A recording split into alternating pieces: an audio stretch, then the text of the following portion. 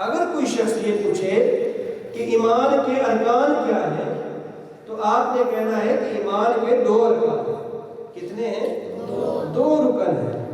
یہ وہی رکن ہیں، ان کو میں مزید ایکسپلین کر دوں۔ وہ 2 رکن کون سے ہیں؟ نمبر 1 اقرار باللسان، زبان سے اقرار کرنا، وتصدیق بالقلب، اور دل سے اس کی تصدیق کرنا۔ ٹھیک ہو گیا؟ سمجھ آ گئی؟ ایمان کے ارکان کیا ہے؟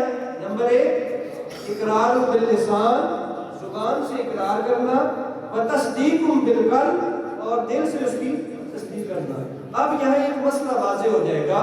اب اگر کوئی شخص ہندو ہو، سکھ ہو، کیونکہ آج کل فیس بک کا دور ہے، تو اکثر آپ نے سنا ہوگا کہ ہندو بھی کہتے ہیں کہ ہم بھی دل سے اسلام کو اچھا جانتے ہیں، ہم دل سے محمد صلی اللہ علیہ وسلم کو مانتے ہیں، کہتے ہیں نا، لیکن چونکہ زبان سے انہوں نے نہیں کہا لا الہ الا اللہ محمد رسول اللہ، تو ہم کہیں گے یہ کافر ہیں، یہ مسلمان ہیں۔